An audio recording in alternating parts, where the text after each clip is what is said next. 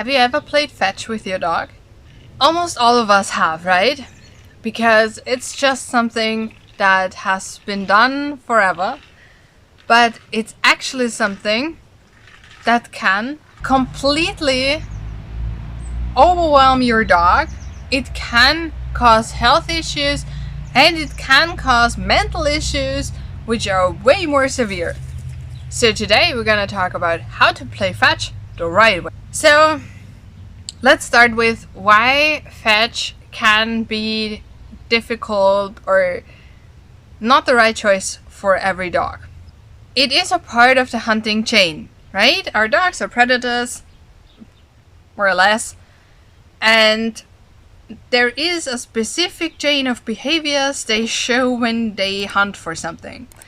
And playing fetch is a part of that chain. But it is a part that in nature the dog would only spend very little time on. Usually, dogs take a lot of time stalking things, watching things, getting closer, using their noses, all those prep work things. Then there is a short chase, and then there is a longer period where they can consume whatever they caught. So they eat it, right? And the prep work and the after work, so everything that comes before the chase and the eating part, take way longer in nature than the chase itself. But what we do with fetch is we take only the chase and ignore the rest. And this is not something natural for our dogs. And this is a thing, whenever it becomes unnatural, it can become problematic, either physically or mentally. And with fetch, it's kind of both. I'm not going into detail about the whole biology of this, but when dogs chase, they get a hormonal boost. And that hormonal boost makes them super excited. It kind of spikes their stress level, if you will. And if we do that again and again and again, that stress level stays high. And they have a really tough time getting that down again.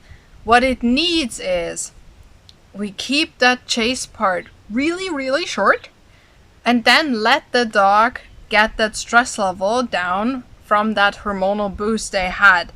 So we do a very intense cool down, or we let the dog just cool down on his own. And if you have a dog that is kind of a little bit of a ball junkie, I would stop playing fetch completely. Completely stop it until your dog has calmed down enough and you have trained a different behavior around balls. That's not my specialty. But what I like to do is I like to use a fetch as a reward. Now, if a situation gets a little bit tense, but the dog does a really good job, like in dog-on-dog meetings or in situations where our dogs would like to chase something and they don't do that, but they listen to me, I can use a fetch as a reward. Again, be very careful if you use it in after dog-on-dog encounters that the other dog is far enough away so your dog does not escalate. But if you be careful about that, you can use it for your dog to just blow off steam.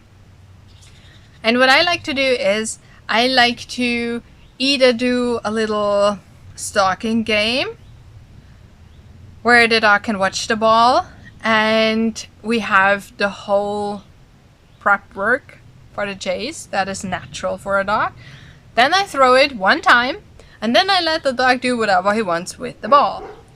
My dog just runs around with it and throws it and